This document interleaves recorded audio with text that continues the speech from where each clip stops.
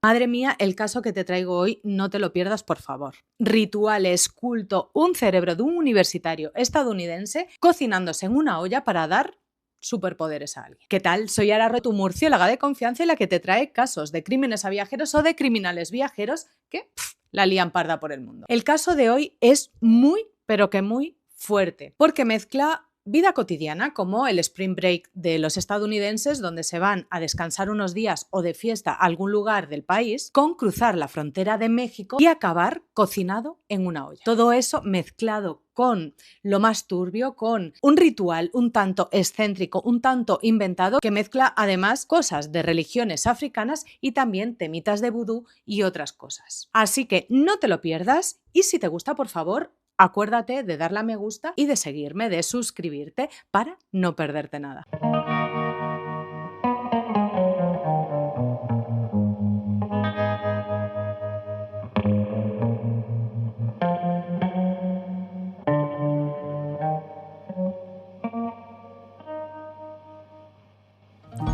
Miles de universitarios americanos cruzan cada noche un puente peatonal desde Texas hacia México.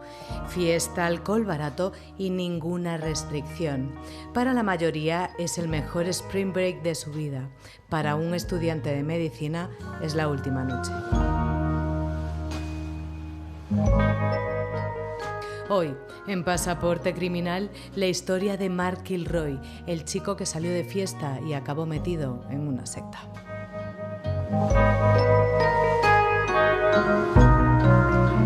Pasaporte Criminal, un podcast de crímenes a viajeros y viajeros criminales que te dejarán helado.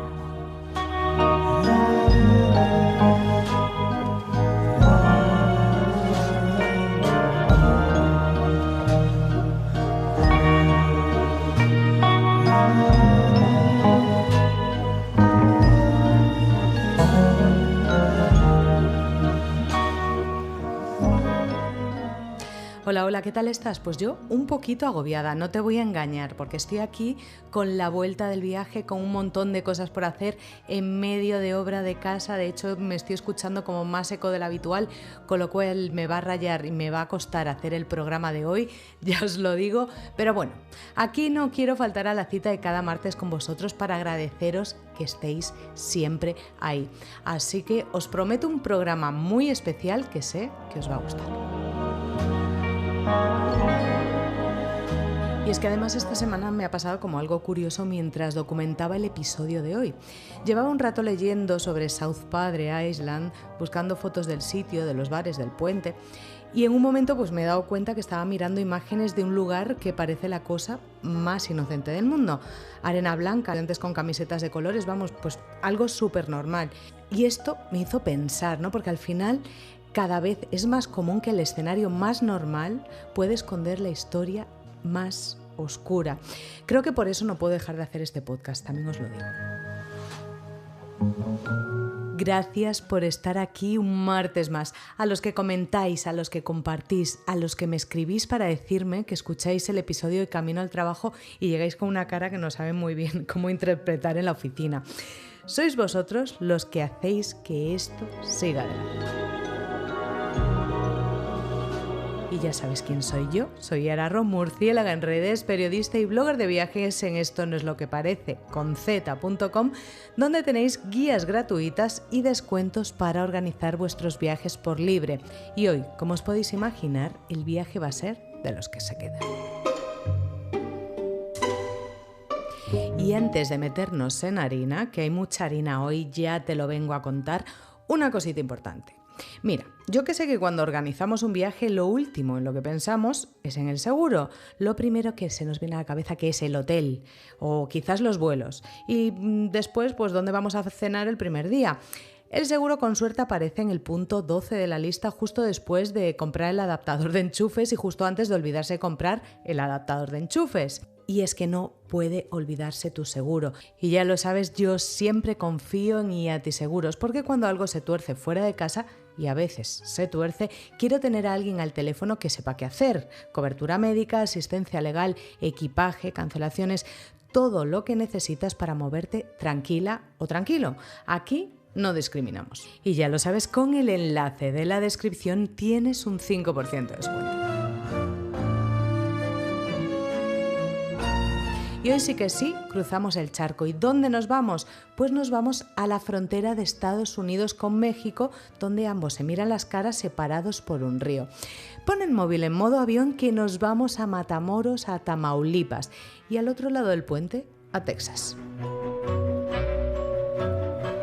Para entender lo que pasó en Matamoros en marzo de 1989, primero tienes que conocer a Mark. Y para conocer a Mark, tienes que ir a Santa Fe, a Texas. No la de Nuevo México, no. La de las galerías de arte y los turistas con sombrero, no. Nos vamos a Santa Fe, una localidad así pequeñita a las afueras de Houston. Esas donde hay colegueo, donde los viernes por la noche hay partido y donde crecer bien o crecer mal depende mucho de con quién te juntas.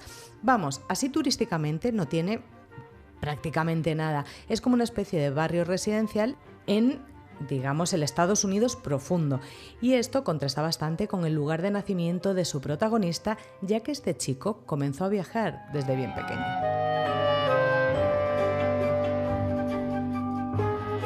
Mark James Kilroy nació el 5 de marzo de 1968 en Chicago, aunque se mudó con su familia cuando era pequeño. Su padre Jim era ingeniero químico, su madre Helen paramédica voluntaria, católicos practicantes de misa en la iglesia de Our Lady of Lourdes de Hitchcock los domingos, de esos que además van porque quieren. Y en esa casa creció Mark junto a su hermano Keith, siendo exactamente el tipo de hijo que cualquier padre describiría orgullosísimo en una barbacoa. Scout, estudiante de honor, miembro del consejo estudiantil, número 14 de una promoción de 210 alumnos. Jugaba al béisbol, como no, al baloncesto y también al golf. Vamos, un auténtico crack. En el instituto hizo los amigos que iba a tener toda la vida. Bill Huddleston, Bradley Moore y Brent Martin. Los cuatro eran inseparables de esos grupos de amigos que comparten aficiones, confidencias y mucho rato. Cuando llegó el momento de ir a la universidad, cada uno fue por su camino, pero sin perder el contacto. Mark empezó en la Southwest Texas State University y se fue después a Tarleton State porque le habían concedido una beca de baloncesto.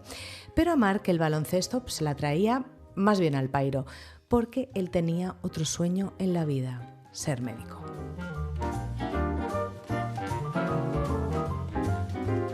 Así que tomó una decisión que haría que muchos se tirasen de los pelos. Renunció a la beca deportiva y se transfirió a la Universidad de Texas en Austin para estudiar medicina. Mark tenía claro que quería perseguir sus sueños.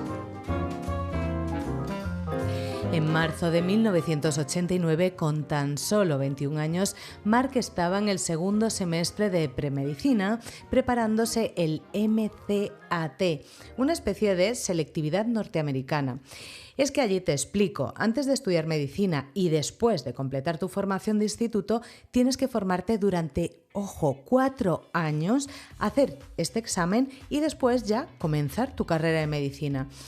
Pues eso, estaba en el segundo semestre de su penúltimo año y al chaval le iba estupendamente. Y en esa fecha precisamente tenía lugar el Spring Break, un parón, un descanso, unos días de vacaciones para todos los chavales. Si no has vivido en Estados Unidos o no has visto suficientes películas americanas de los 90, el Spring Break es básicamente la semana de vacaciones de primavera elevada a la enésima potencia. Una semana entera sin clase, con sol, con amigos y con la sensación de que el futuro puede esperar un poquito más. Mark, Bill, Bradley y Brent llevaban meses planeando el viaje. El destino, South Padre Island, un resort en el extremo sur de Texas pegado al Golfo de México y a 10 minutos en coche de la frontera con ese país, con México. El plan era bien sencillo: playa de día, cruzar el puente a Matamoros de noche, volver de madrugada y repetir. Como hacían literalmente decenas de miles de universitarios americanos cada primavera en esa misma zona. Era una tradición casi como un ritual. Aunque esta vez la palabra ritual iba a cobrar un significado que no te esperas.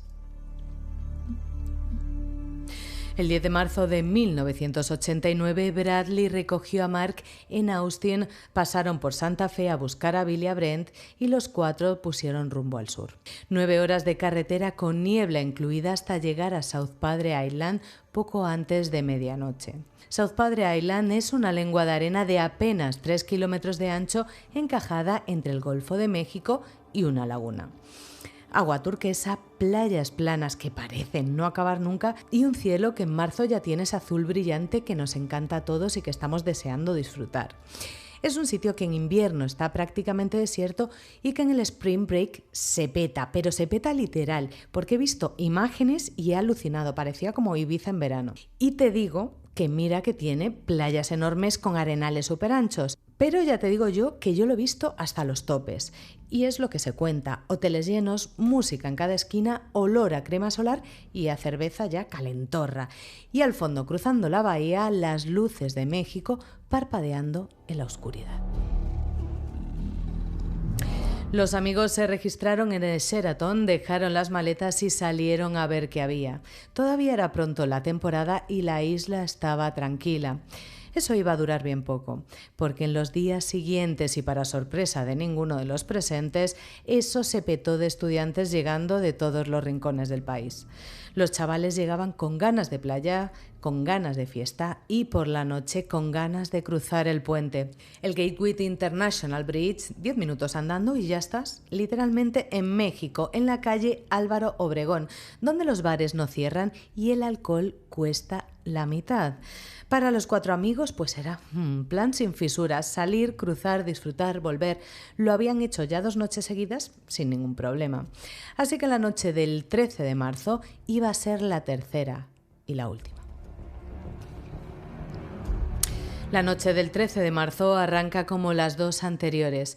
Playa por la mañana, concurso en la tarde, cena rápida y al puente.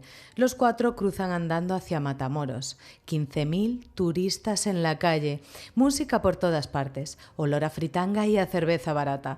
Una noche de primavera en la frontera como cualquier otra. Primero van a Los Sombreros, rock en directo y neón. Después al London Pub, que esa semana se hacía llamar Hard Rock Café, porque así es el marketing en la frontera. Más ruido, más gente, más vasos en alto. Mark se separa un momento del grupo, conoce a una chica del concurso de la tarde y charlan un rato. Sus amigos le ven desde lejos y sonríen. Todo aparentemente normal.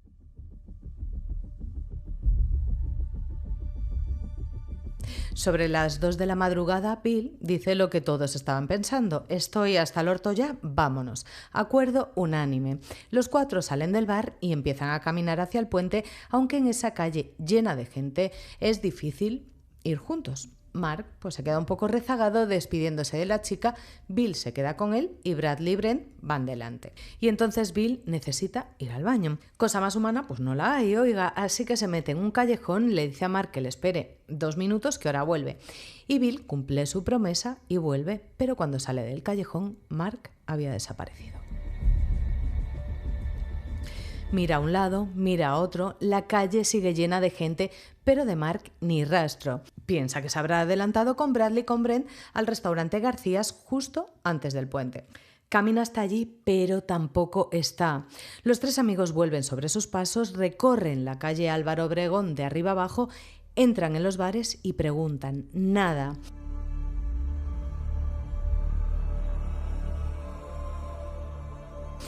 Las 3 de la madrugada, las 4, los locales cierran, la gente se va y la calle se vacía. Son casi las 5 de la madrugada cuando los 3 cruzan el puente de vuelta a Brownsville. Están cansados, un poco bebidos todavía y con esa mezcla rara de preocupación y esperanza que te hace pensar lo mejor, porque pensar lo peor todavía no entra en los planes. Quizá se fue con la chica, quizás cogió un taxi.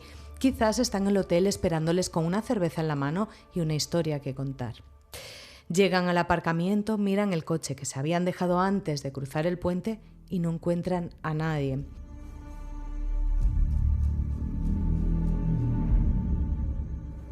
Suben al Sheraton. El pasillo está en silencio, la moqueta amortigua los pasos, las luces de emergencia dan ese tono amarillento que tienen todos los hoteles del mundo a las 5 de la mañana. Uno de ellos saca la llave, abre la puerta despacio, casi con cuidado, como si no quisiera despertar a alguien que saben que no va a estar.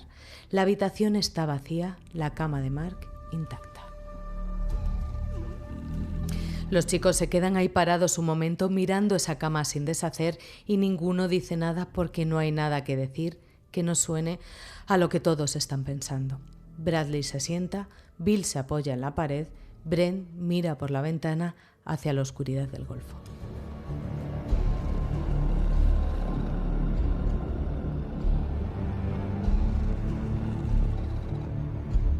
Quizá está con alguien y no ha querido molestar. Quizás se le fue la cabeza y se quedó a dormir por ahí. Mark es de fiar, pero una noche de fiesta es una noche de fiesta. Igual se le piró la pinza y no les avisó.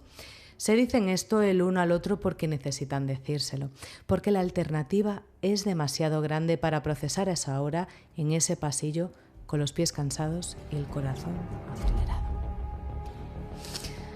Así que se van a dormir o eso intentan. A la mañana siguiente, Mark sigue sin aparecer y en ese momento la preocupación deja de ser una posibilidad y se convierte en certeza. Algo ha pasado, algo malo. Lo que ninguno de los tres puede imaginar es que mientras ellos miraban esa cama vacía en el Sheraton, Mark llevaba ya horas en el interior de una furgoneta con las manos atadas a la espalda y la cara cubierta con cinta americana, cruzando los campos oscuros de Tamaulipas, camino de un rancho del que no iba a salir. Y es que lo que parecía una desaparición en mitad del caos de una noche de fiesta no fue ningún accidente. Fue una operación calculada, meditada. ¿Llevarían tiempo vigilando al grupo de amigos? Pues seguramente sí, y esperaron al instante indicado para atacar, el instante en el que el grupo se separó y Mark se quedó solo. Mientras Bill estaba en ese callejón, dos hombres se acercaron a Mark en la calle. Uno le dijo que le conocía de algo que donde la había visto antes, el truco más viejo del mundo. Y en medio de la confusión de la gente y del ruido, le metieron en una furgoneta. Mark intentó escapar, pero no lo consiguió. Cuando el vehículo paró a unas manzanas del lugar del secuestro, aprovechó un descuido y salió corriendo. Y es que estaba, qué rabia, a 2 manzanas del puente. Si fuese esto una película, estaríamos con el corazón en un puño pensando, ¡ay, si llega a gritar un poco más fuerte, si llega a correr un poquito más rápido! Pero había un segundo vehículo siguiendo al primero que le cortó el paso. Más hombres y esta vez no hubo escapatoria. Esa noche ya en el rancho el cuidador le dio de cenar pan, huevos y agua, el último gesto de humanidad que McIlroy iba a recibir.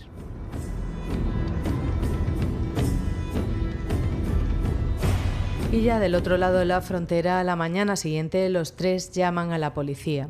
Y aquí empieza la segunda pesadilla. Las autoridades mexicanas les escuchan, toman nota y básicamente les dicen que tranquilos, que en esa época del año, con 15.000 universitarios cruzando la frontera para arriba y para abajo, los despistes son habituales, que seguramente aparecería, que le den un ratito, que hay que esperar.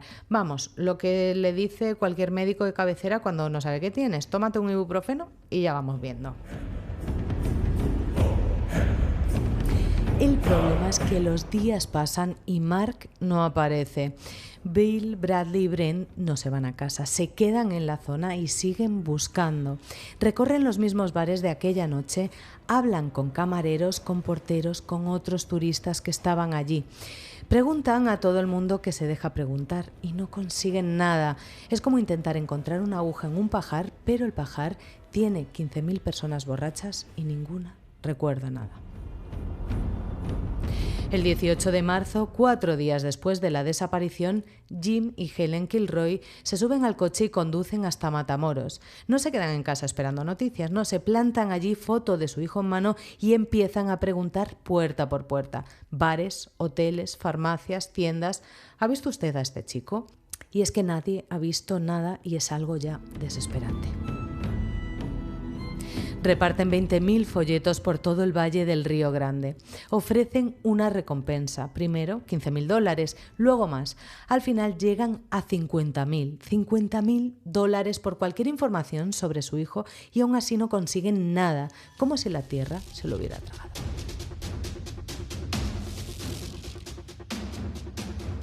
Y mientras la familia busca desesperada, la policía de Matamoros hace algo que tiene mucho morro. Empieza a decir que Mark desapareció en Brownsville, en el lado americano, no en México. Menos turistas, menos mala prensa, menos problema. Un clásico del peloteo diplomático de manual. Por suerte, los tres amigos lo desmienten públicamente sin dudarlo un segundo. Ellos estaban ahí, en el otro lado de la frontera, estaban en México y saben perfectamente dónde desapareció su amigo. Y por su parte los Kilroy no se rinden y resulta que tienen un as en la manga. Un familiar de Mark trabajaba en el servicio de aduanas americano y ese familiar tira del hilo hasta llegar al mismísimo, atención, presidente George Herbert Bush, que por entonces llevaba apenas 2 meses en la Casa Blanca. Y Bush presiona a México y México empieza a tomarse el caso pues un poquito más en serio. A regañadientes, eso sí, pero lo hace. Y el caso de Mark llega al programa America's Most Wanted, el programa de televisión más visto en Estados Unidos para casos de personas desaparecidas. Miles de llamadas entran en el programa y ninguna pista concreta. En Santa Fe, el pueblo de Mark, los vecinos, qué majos, ellos organizan lavados de coches y ventas de garaje para recaudar dinero y ayudar a la familia a seguir buscando. Jim Kilroy se reúne con el fiscal general de Texas, con el gobernador, con el senador Joy Benson. Mueve, todos los hilos que puede mover como un padre que no sabe dónde está su hijo, pero que no va a parar hasta encontrarle. Y pasa un mes entero sin saber nada. Imaginaos la desesperación de esa familia. Y mientras todo eso pasa, mientras los carteles con la cara de Mark cubren los postes de medio Texas y medio también Tamaulipas, él está en ese rancho, a 13 kilómetros de la frontera, a 13 kilómetros de sus amigos, de sus padres, de esa cama sin deshacer en el Sheraton. Pero entonces esto todavía no lo sabe nadie. Y entonces, un martes de abril, todo cambia, aunque no de la manera que nadie esperaba. Para entender lo que pasó en ese rancho, primero tienes que conocer al hombre que lo dirigía todo. Y te aviso desde ya que es de los personajes que te hacen preguntarte cómo es posible que alguien así exista en el mundo real y no en una película de terror de serie B. Se llamaba Adolfo de Jesús Constanzo y nació el 1 de noviembre de 1962 en Miami, en Florida. Era hijo de Delia Aurora González, una inmigrante cubana que tenía 15 años cuando le trajo al mundo. Fíjate, al final acabó siendo un criminal viajero. Bueno, pues su padre biológico murió cuando Adolfo era un bebé, así que su madre cogió al niño y se fue a Puerto Rico, donde volvió a casarse y tuvo otro hijo. En 1972 la familia regresó a Miami. Su padrastro murió de cáncer al año siguiente, dejando una herencia considerable. Y la madre de Adolfo, que era una mujer con sus propias creencias y sus propias prácticas, empezó a llevar a su hijo de vacaciones. ¿A dónde? A Haití.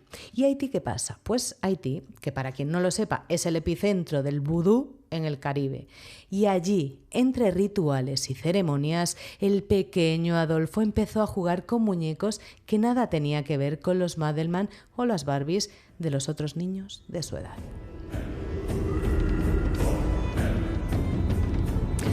La madre, figura muy importante en la vida de este señor, se casó por tercera vez.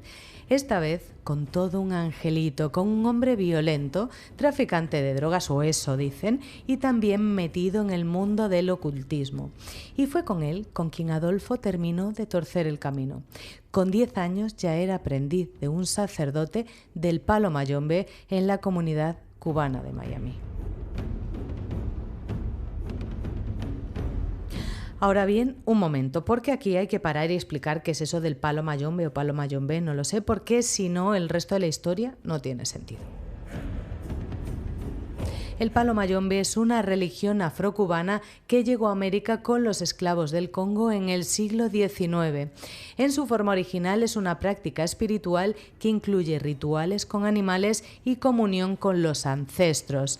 Hasta ahí, una religión más entre las muchas que existen en el mundo, todo fenomenal. El problema es que Constanzo no practicó el palo mayombe en su forma original, lo retorció. Lo mezcló con elementos de santería, de vudú haitiano y con sus propias fantasías de poder y control. Y creó algo que no tenía nada que ver con ninguna otra religión. Tenía que ver con el horror.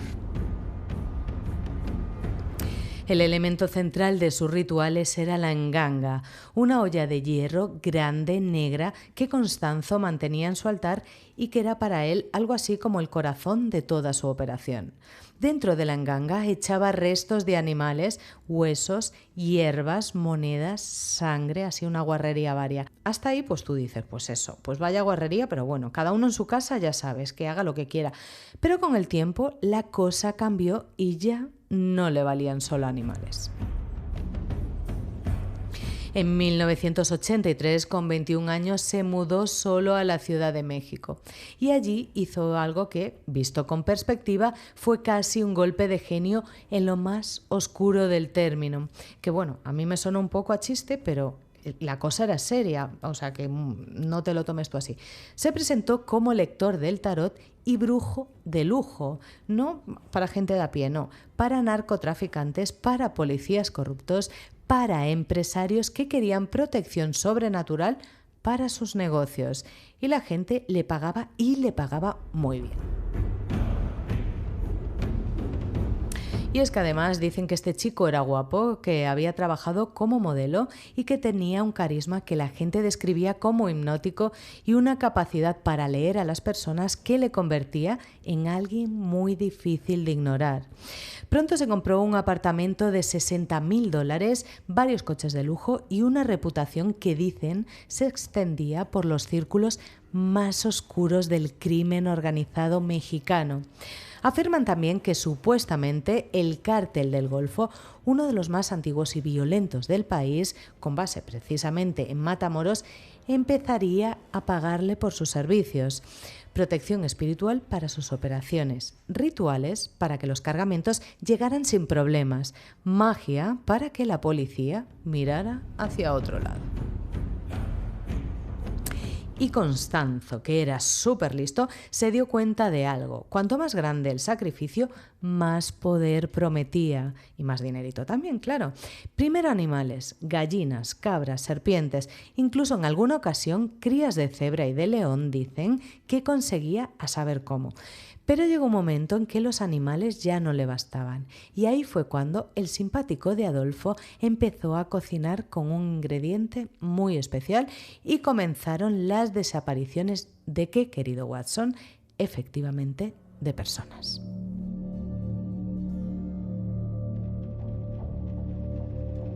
Se documenta en medios que supuestamente sus primeras víctimas fueron rivales en el negocio de la droga, gente del mundo criminal a quien nadie buscaba demasiado. Los llevaría al rancho, los torturaría y luego caldo de enganga.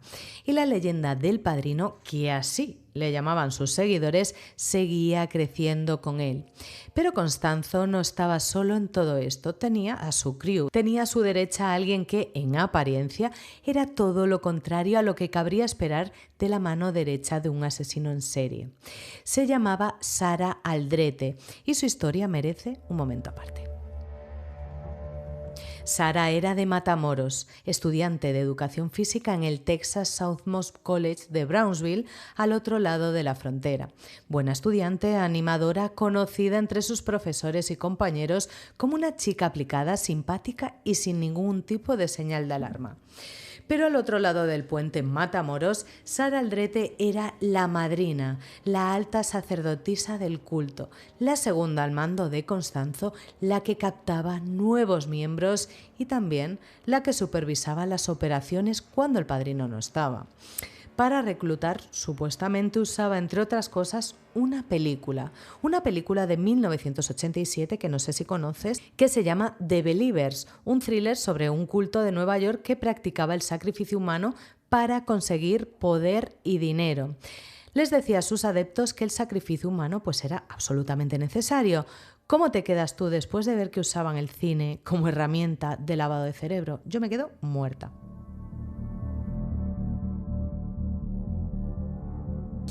En 1988, Constanzo trasladó su operación al rancho Santa Elena a las afueras de Matamoros, una propiedad de la familia Hernández, supuestamente narcotraficantes locales que habían buscado la protección espiritual del padrino después de una serie de muertes dentro de su clan. Supuestamente, Elio Hernández, el líder de la familia, le habría ofrecido la mitad de los beneficios de su negocio de droga a cambio de esa protección y Adolfo, cómo no, habría aceptado muy gustoso. Y allí, en una cabaña destartalada con las paredes cubiertas de sangre seca, con velas encendidas en el suelo y la enganga humeando en el centro, Constanzo llevaba meses preparando su siguiente sacrificio. Uno más grande que los anteriores. Uno que, según su propia lógica retorcida, le daría un poder que ningún ritual anterior había conseguido.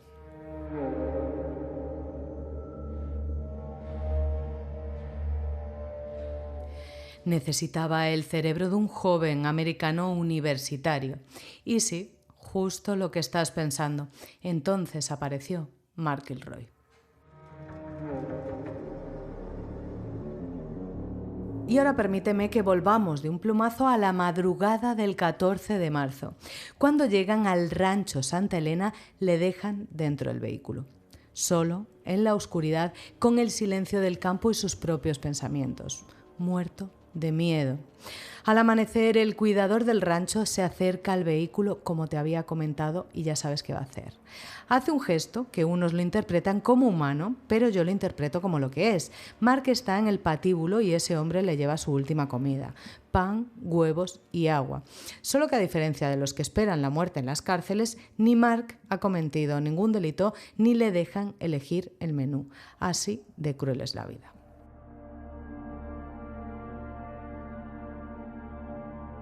Unas horas después llega Constanzo con sus hombres. Lo que pasó durante las siguientes horas en esa cabaña del rancho de Santa Elena está documentado en los informes forenses y en las confesiones de los detenidos. Y voy a contártelo porque forma parte de la historia y porque Mark Kilroy merece que se sepa lo que le hicieron. Constanzo torturó y agredió sexualmente a Mark durante horas dentro de esa cabaña. Las paredes negras de sangre seca, las velas en el suelo, la enganga hirviendo en el centro. Todo preparado, todo calculado. Eso no fue un arrebato ni una locura de un momento. Fue premeditado hasta el último detalle. Y esto me hace preguntarme que sí, que necesitaría el cerebro, pero ¿qué necesidad tenía este tipo de hacerle lo que le hizo a este chaval? Cuando terminó, lo sacó al campo. Mark caminó hacia ese campo con los ojos tapados, débil, sin entender todavía del todo lo que estaba ocurriendo. Y allí, Constanzo cogió un machete, le golpeó en la nuca y le sacó el cerebro.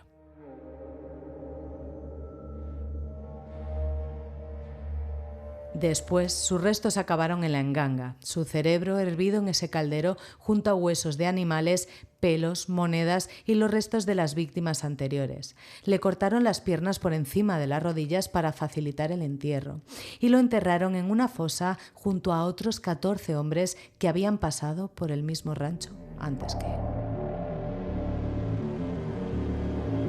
A 13 kilómetros de la frontera, a 13 kilómetros del Sheraton donde sus amigos miraban una cama vacía sin poder. Los forenses que años después analizaron los restos dijeron que jamás habían visto nada parecido. El sheriff George Gavito, jefe de investigaciones del condado de Cameron, que llevaba 15 años en el cuerpo y había investigado, os podéis imaginar, cualquier tipo de delitos, lo describió así. Esto es lo que se llama el caso de tu carrera, algo para lo que nadie te puede preparar. No hay cursos, no hay formación que te enseñe a enfrentarte a esto. y todavía quedaban cosas por encontrar. 1 de abril de 1989. Un control de carretera rutinario en las afueras de Matamoros. Los federales están ahí revisando coches cuando aparece una camioneta. No frena, no reduce la velocidad, pasa por delante del control como si los agentes no existieran, como si fueran invisibles. Los federales se miran, flipando obviamente, se suben al coche y arrancan detrás sin sirenas, sin luces, siguiendo la camioneta a distancia, pues para ver dónde va, diciendo, pero este señor. El conductor se llama Serafín Hernández García, tiene 20 años, es sobrino, atención, de Helio Hernández Rivera, uno de los que te he dicho antes y uno supuestamente de los narcos más temidos de Matamoros, y es miembro del culto de Constanzo. Y te voy a contar la razón por la que pasa por ese control sin inmutarse. Es que de verdad, si no fuera por lo siniestro del caso, me estaría partiendo de risa literal. No te culpo si tú también te descojonas con esto, porque Mar, donde esté, bendice esta risa, porque de verdad, hasta dónde llegan las mentes absorbidas por las sectas. Este señor, este bendito, esta alma de cántaro, no para ante la policía porque cree literalmente que los rituales del padrino le han hecho invisible. Que este señor se creía invisible ante la policía, que los agentes no pueden verle, que la magia lo protege. ¿Tú esto lo ves normal? Los federales les siguen hasta el rancho de Santa Elena, aparcan y esperan a que Serafín salga y se vaya. Y entonces se acercan al rancho a ver qué encuentran. Pues además de marihuana, toda la parafernalia del culto, y flipan obviamente en colores. Y se van de allí con el culo apretado, también te digo, para volver más tarde, porque no se ven como capaces de achacar todo lo que están viendo, ¿no? El 9 de abril vuelven con refuerzos, detienen a Serafín, a su tío Helio, a David Serna Valdés y a Sergio Martínez Salinas y al cuidador del rancho, Domingo Reyes Bustamante. Y aquí viene uno de los detalles más perturbadores de toda esta historia. Cuando los esposan y los sientan en el suelo mientras los agentes registran el rancho, los detenidos están tranquilos, sonriendo, cuchicheando entre ellos. Algunos incluso se ríen. Y dirás tú, ¿esto cómo es posible? Que si los han pillado aquí con el carrito del helado. Pues porque estos chicos, al igual que uno se pensaba que era invisible, pues también se creen que son invulnerables, porque creen que la magia de Constanzo les protege, porque han bebido ese brebaje de la enganga y están convencidos de que las balas no les alcanzan y de que la policía no puede hacerles nada, hasta que les preguntan por Mark Kilroy. El cuidador del rancho reconoce la foto, sí, le vio, y señala la cabaña. Cuando los agentes entran en esa cabaña, algunos tienen que salir corriendo porque no aguantan el olor ni lo que ven. Las paredes negras de sangre, las velas, los restos y en el centro la enganga, con el cerebro de Mark Kilroy flotando dentro.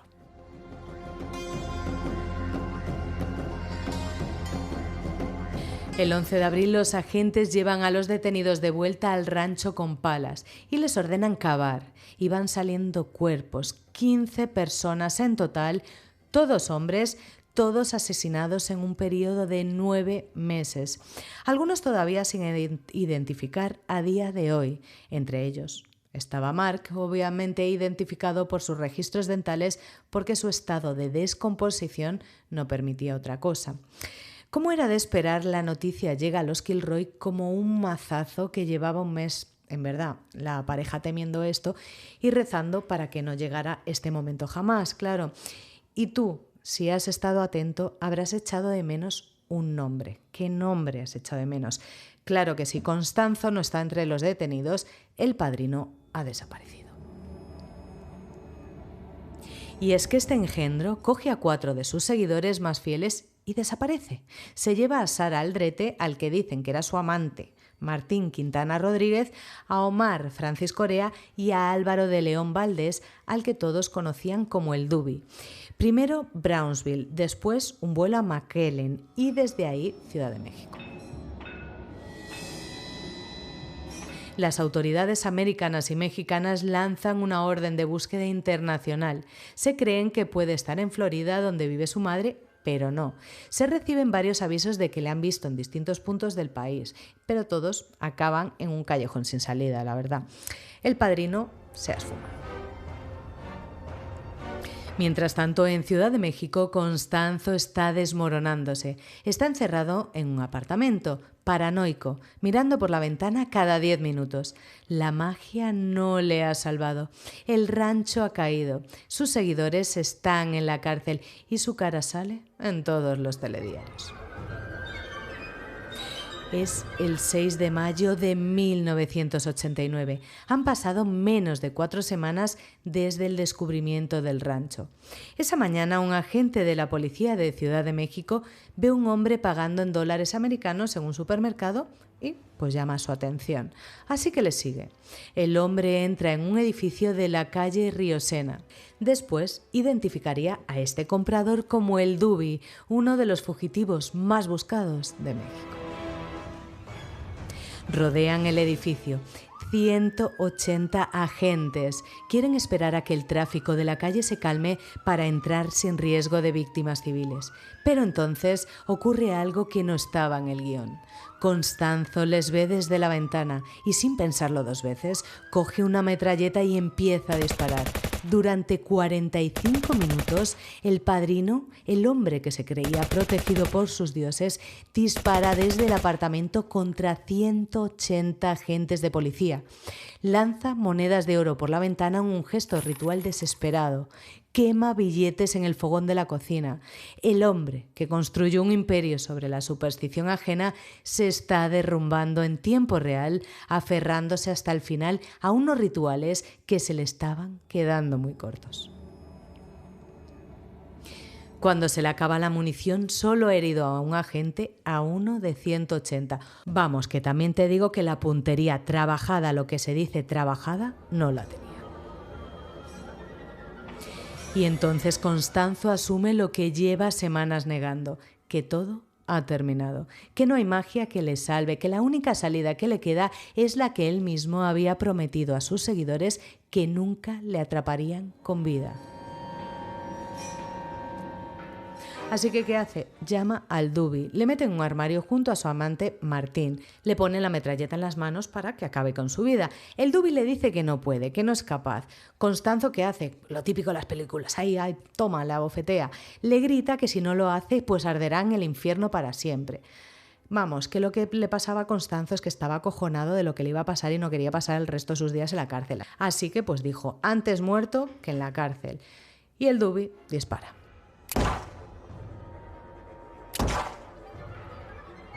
Cuando los agentes entran en el apartamento, encuentran a Sara Aldrete corriendo hacia ellos, llorando, gritando que Constanzo ha muerto. Encuentran al Dubi en el pasillo con la metralleta colgando en estado de shock y en el interior de un armario a Adolfo de Jesús, Constanzo y a Martín Quintana Rodríguez muertos. El padrino tenía 26 años. El hombre que había aterrorizado Matamoros durante años, que había convencido a narcos y policías corruptos de que tenía poderes sobrenaturales, que también había ordenado el asesinato de al menos 16 personas, además que había hecho hervir, no nos olvidemos, el cerebro de un estudiante americano de 21 años en una olla de oro, había muerto en el armario de un apartamento de Ciudad de México, ordenándole a otro que apretara el gatillo porque él no tenía el valor de hacerlo. Al final, ni siquiera eso pudo hacerlo solo.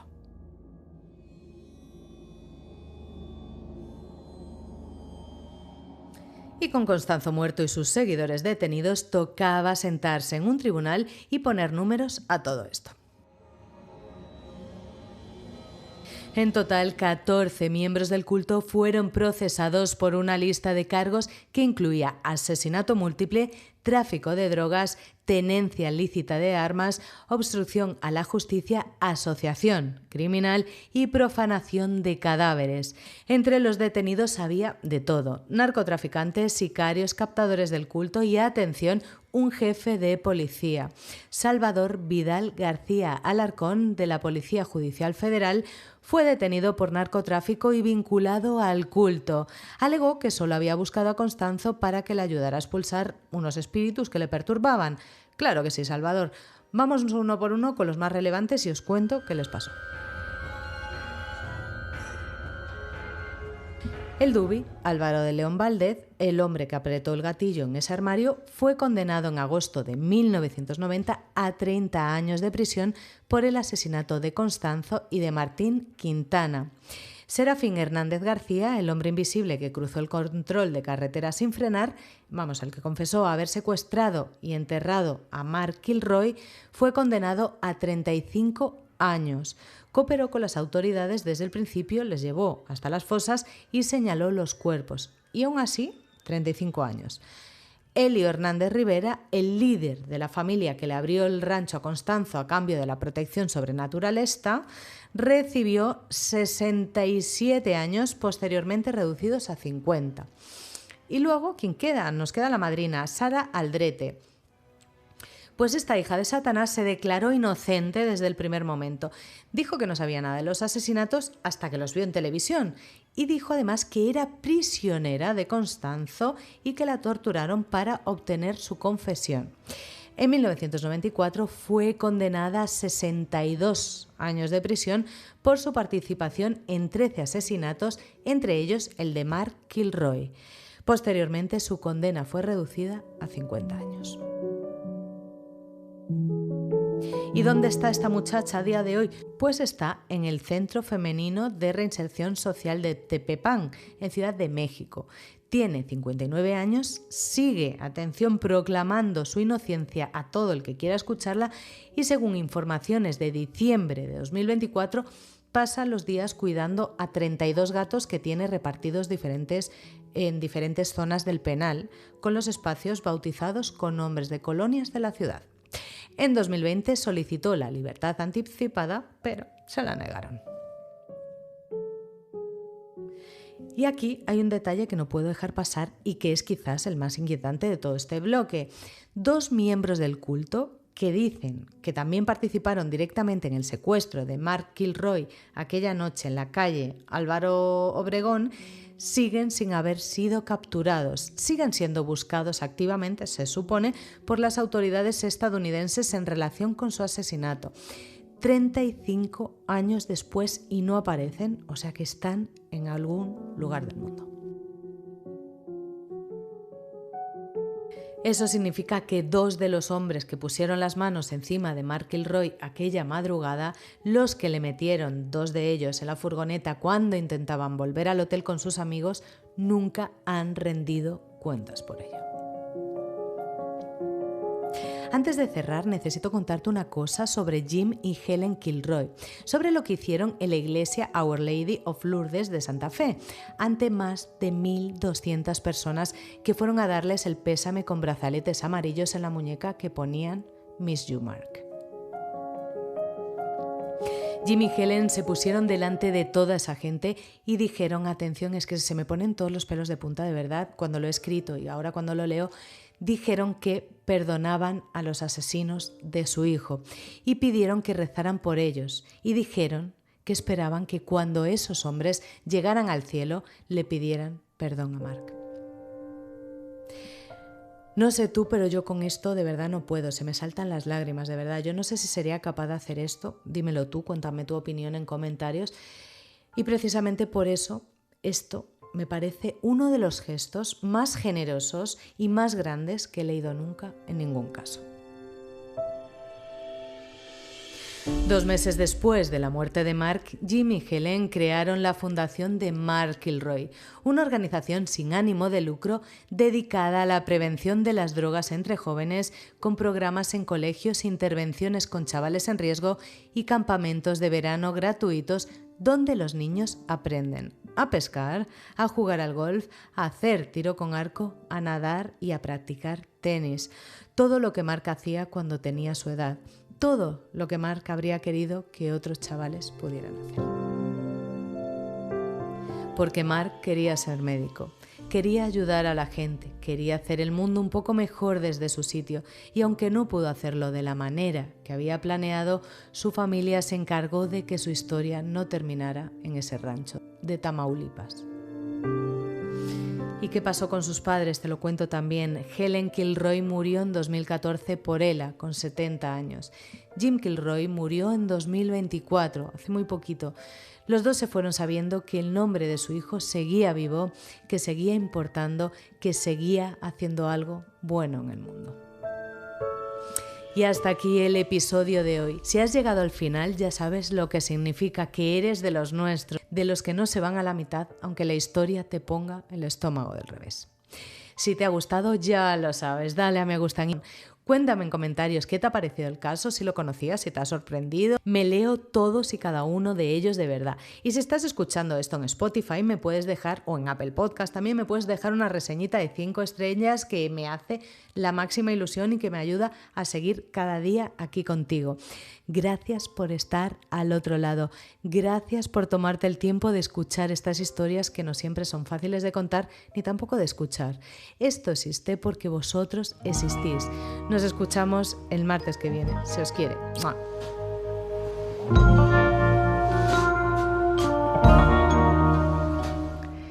Pasaporte criminal, donde los crímenes te sorprenden viajando.